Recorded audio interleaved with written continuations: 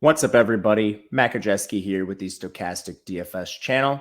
Today, we're talking USFL DFS Week 3. Before we get started, make sure to hit that thumbs up button, subscribe to the channel, and hit the notification bell so you know when this and all other content goes live. If you're on podcast, please leave a rating and review.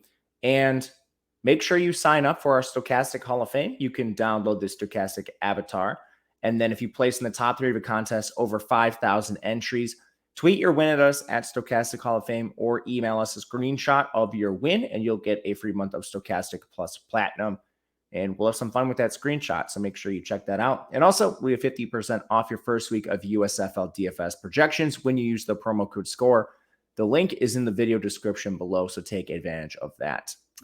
Unfortunately for you guys, I recorded this video already, and it's cut out midway through. And I didn't realize it till I had spoken to myself for maybe 15 minutes. So I don't have time to re-record it, unfortunately. We're just going to have to skip to the end and do the top 3 at each position. And check out the website. I have a write-up if you want things more in detail. But quarterback position, this is pretty easy. There's about 3 quarterbacks here that play on competent teams that actually play the entire game. And number 1, the quarterback you should be looking the most at, the chalk quarterback, is Alex Magoo. He is 9,700 on DraftKings. And when you look at his body of work, very clearly the number 1 quarterback now that we lost Jamar Smith.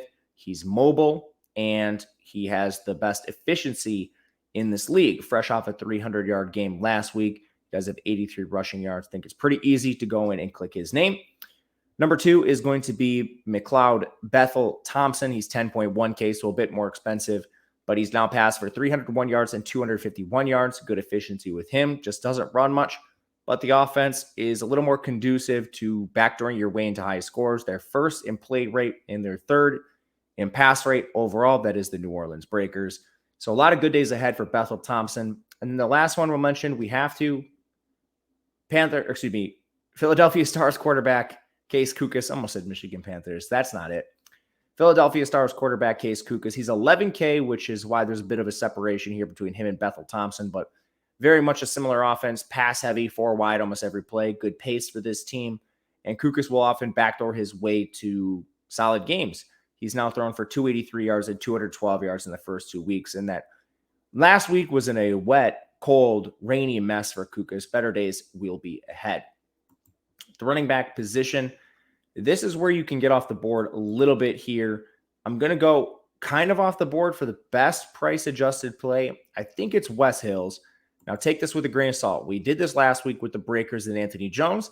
He played every single snap in week 1 that a running back played. No other running back even saw a snap. But in week 2, they pivoted, and then it was Wes Hills that essentially got that treatment.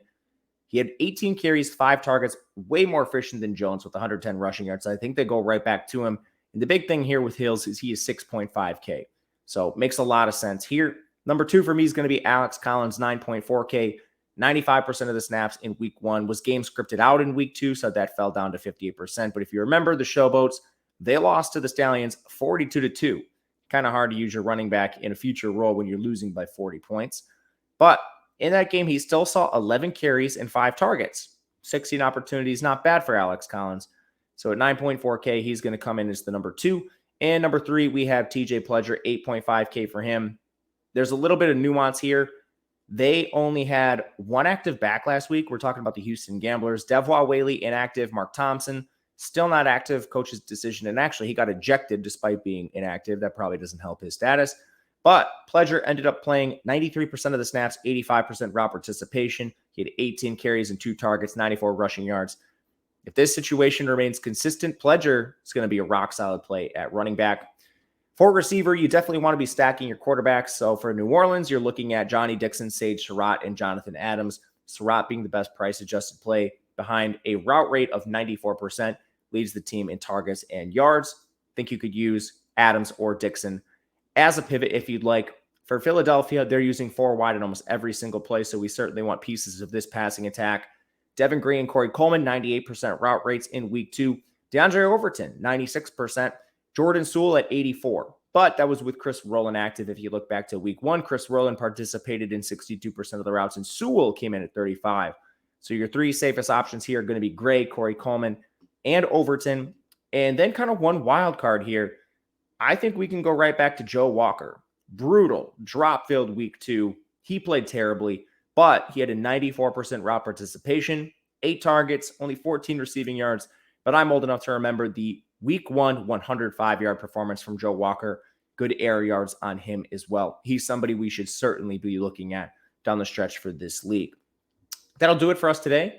Let me know in the comment section what you think of this video. Otherwise, we might be back next week. I'm not sure if we're going to continue this. 14 of you are watching right now. That's about been what the viewer count is. So we'll see. But thank you for watching. Regardless, leave a comment. Let me know what you think. And maybe we'll see you again next week. If not, good luck.